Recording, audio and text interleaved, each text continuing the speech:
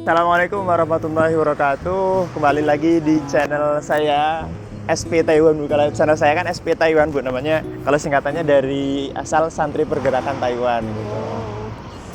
Mungkin bisa opening bareng, Bu, bareng saya, Bu. Salam pergerakan. Alhamdulillah kita sudah kedatangan tamu, yaitu mahasiswa S3 yang ahli di bidang kesehatan. Nah, kebetulan karena kita mau bahas corona, nah saya sudah panggil ataupun sudah meminta bantuan kepada yang ahli ataupun ahlinya ahli. Kalau guyonannya ada yang intinya inti, ahlinya ahli gitu. Bola. Oke, mungkin bisa perkenalan dulu, Bu. Baiklah, perkenalkan dirinya namanya Ira Suarila. Saya mahasiswa PhD Nursing, saat ini tahun kedua di sini di Kaohsiung Medical University. Ya.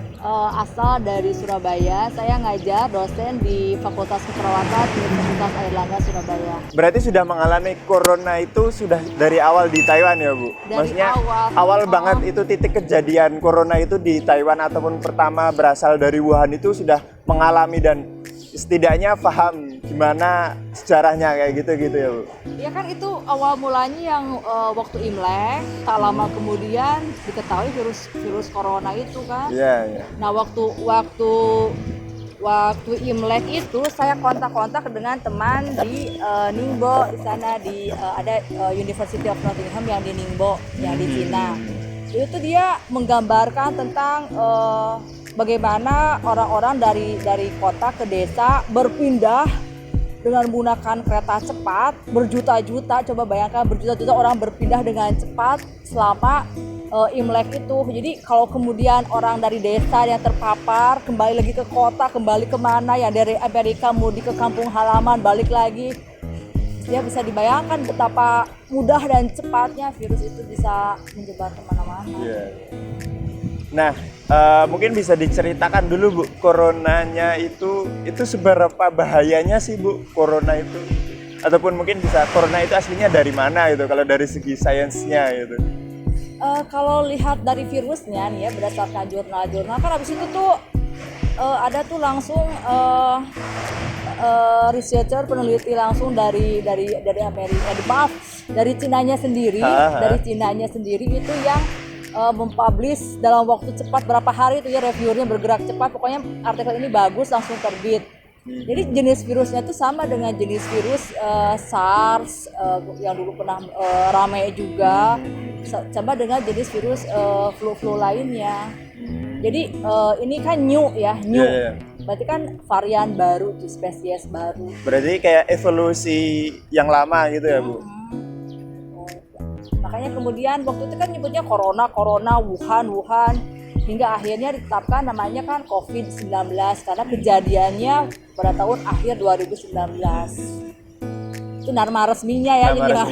Kita masih corona padahal namanya COVID-19. Oh gitu. Berarti baru dikasih nama itu setelah baru-baru ini gitu ya, COVID-19 Iya kan, itu. kejadiannya kan cepet banget kan. Imlek itu awal Januari, Februari. Sekarang kita masih di awal Maret. Masih outbreak-nya di beberapa negara.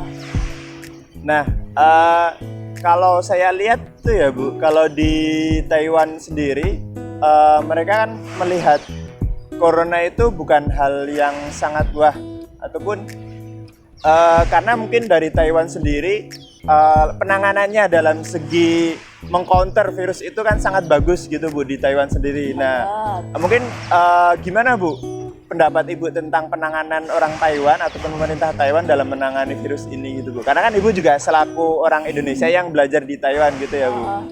Alah, contoh realnya aja, mana lihat nih stempel suhu. Ini. Lihatin ke kamera. Ini adalah salah satu level university di Kaohsiung Medical University.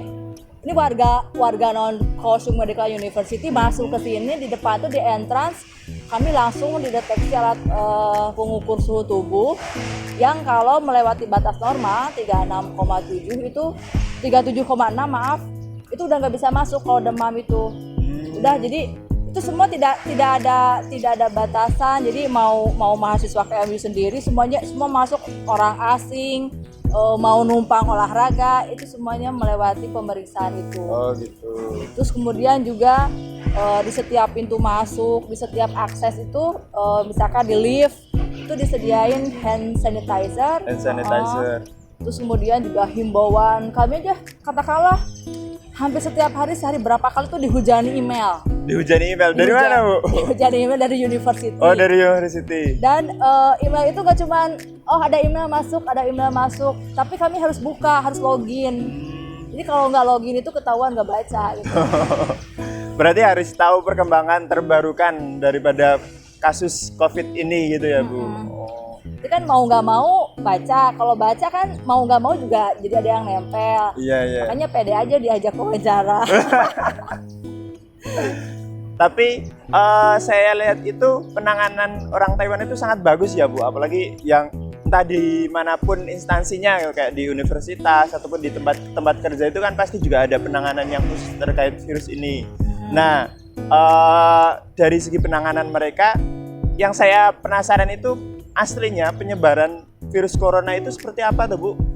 Maksudnya kok bisa cepet gitu loh? Maksudnya dari Wuhan terus bisa sampai ke Taiwan itu terus sampai ke berbagai macam negara gitu. Apa saking gampangnya menyebar melalui udara ataupun melalui apa gitu, Bu? Betul sekali, itu gampang sekali. Jadi airborne infection melalui percikan udara. Contohnya misalkan aslinya dari Wuhan atau yang terdeteksi pertama kali kan kasusnya di Wuhan. Kemudian orang-orang itu berinteraksi dengan yang terinfeksi positif COVID-19 ini. Ketika berinteraksi itu waktu itu kan belum namanya ngobrol kayak gini, kita aja nih pakai masker wawancara ya kan. Kalau kamu nggak di stempel gitu ya saya juga mana lihat stempelnya. Nah, waktu itu kan kita ngobrol warga masyarakat biasa ya nggak pakai proteksi apa-apa. Terus waktu menyebar itu misalkan ketika percakapan kayak gini, otomatis ketika ngobrol kita juga tangan kita suka megang-megang, misalkan saya kayak gini ngelap keringet kayak gini, itu ketika kena ke anggota badan, terus kemudian si kuman itu nempel di badan kita, terus kemudian kita misalkan naik MRT, otomatis kan megang, apalagi kita berdiri megang berpegangan, itu tuh nempel ke bawah-bawah kemana-mana. Jadi yang bikin mudahnya itu dan tapi ya penyebarannya itu sebenarnya juga gampang untuk bisa mengcutnya itu tuh.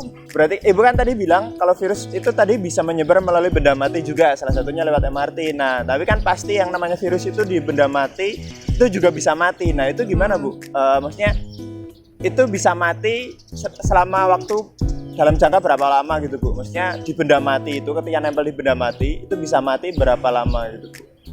Ketika di benda mati, wah ini agak sulit juga menjawabnya ya, berapa sih daya tahan virus itu.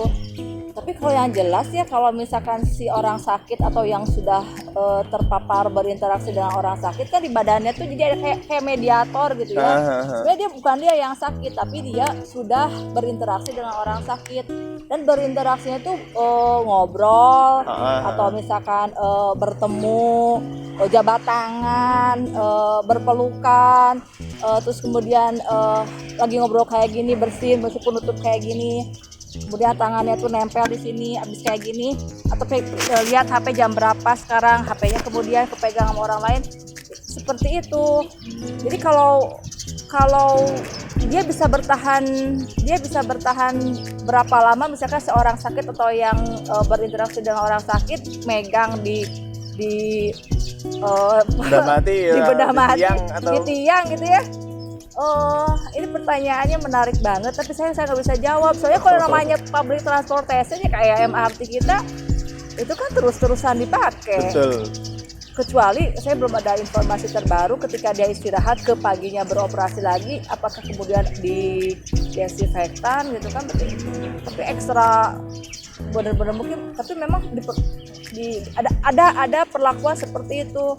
Termasuk juga di asrama di sini di asrama iya ada larangan untuk sembarang penggunaan prayer room karena prayer roomnya lagi di desinfektan tiap minggu, Bu. Apa saat ini prayer room kami lagi di kos lagi tidak bisa digunakan, jadi kami menggunakan prayer room yang lain. Ada pilihan yang lain prayer roomnya, salah satunya adalah dibebas hamakan, dibebas viruskan gitu. Lagi didesinfektan bahasanya. Berarti agak lebih strict dari segi pembukaan penutupan ruangan gitu sekarang gitu. Ya Bu? betul. Terus juga sebaiknya itu ya kalau buka pintu kan gini, kalau misalkan bisa pakai bahu, kalau bisa pakai lutut. Kenapa? Karena tangan kita ini nih nggak mungkin rawan lah, dulu. nggak mungkin lah kita nggak ngelap keringet tuh nggak mungkin lah kita nggak ngucek mata atau misalkan ngelap keringat itu nggak mungkin. Pasti tangan kita ini ke muka dan ketika ke muka terhirup, udah itu kan yang terinfeksinya saluran pernafasan. Oh iya, berarti melalui saluran pernafasan itu Bu, entah itu melalui dari udara paling ya kalau misalnya bercakap-cakap secara dekat seperti ini gitu, berpelukan bersentuhan secara langsung gitu juga itu kan ada kemungkinan gitu tuh Bu. Betul. Nah, kalau sekarang ini di bulan Maret ini ataupun per Maret ini, saya lihat kasus COVID ini sangat agaknya menurun gitu Bu. Beda jauh dengan yang di Indonesia, malah sekarang sedang lagi marak-maraknya gitu Bu. Ini gimana perkembangan kasus di Taiwan sendiri gitu Bu? Berapa 40 berapa ya? 40-an lah yang meninggal, 1 dilaporkan. Dan sudah mulai angkanya ada di cek email ada. Angkanya ada dilaporkan dari kampus langsung pemberitaannya dari CDC, dari badannya pemerintah yang bertanggung jawab terhadap pengawasan infeksi ini. Jadi itulah penyebaran ya, ketika di Taiwan ini katakanlah udah mulai terkendali ya. Iya. Tapi kan, usahanya tuh jor-joran banget gitu, nggak tanggung-tanggung kan. Nah di negara-negara lain, ingat nggak ketika kita udah ramai di Indonesia tuh, masih sepi, kebal katanya ya. Betul. Bahkan ada isu orang Indonesia itu kebal-kebal gitu. Nah, sampai viral kan beritanya. Terus lalu dikritisi sama pemerintah Australia Bu. Kenapa orang Indonesia nggak kemakan itu? Karena di sisi lain juga dari segi infrastrukturnya kemungkinan ada yang kurang gitu. Dalam artian infrastruktur Indonesia kurang bisa mendeteksi itu Bu. Kalau sindirannya orang Australia seperti itu Bu. Jadi malah sekarang saya kepikiran misalkan summer holiday ini pengen pulang ya ke Indo, udah lama nih nggak pulang. Sekalian juga saya kan bawa anak-anak juga pengen pulang, lumayan kan liburnya panjang ya. Jadi pemikiran itu meninggalkan Taiwan, keluar dari Taiwan itu gampang gitu kan, tapi nanti baliknya ke sininya itu yang aturannya banyak kan, ada 3 aturan kan, ada yang isolasi, karantina, sama yang self management dalam waktu 14 hari 2 minggu. Dan itu bukan hanya dibaca, oh saya harus isolasi, oh saya harus home karantin, oh saya harus self management selama 14 hari itu. Tapi benar-benar harus dijalani. Kalau enggak kan kena denda dan akan diperkarakan. Gila diperkarakan. Berapa Bu dendanya Bu? Gila berapa ya, pokoknya mahal. Gak kepikiran, jangan sampai kena denda, bangkrut. Uang beasiswa aja dieman-eman, masa kemudian setelah dieman-eman dipakai buat bayar denda? Tidak. Susah itu nanti Bu. Apalagi bawa keluarga di sini lebih repot lagi. Kita patuhi aja lah, pasti udah bagus lah sistemnya di sini. Udah jadi mentalnya kita ikut mentality Taiwan lah. Tapi so far kalau nilai ya Bu, pemerintahan Indonesia sama pemerintahan Taiwan itu gimana Bu perbedaan penanganannya dari segi COVID ini Bu? Kalau perbandingan mungkin bisa dibandingkan gitu Bu. Kalau maaf nih ya, kalau Indonesia nih, saya kan membaca pemberitaan di Indonesia. Terus kalau yang di Taiwan kan ngalami sendiri, misalkan kayak kemarin ada temen yang perlu memeriksakan diri ke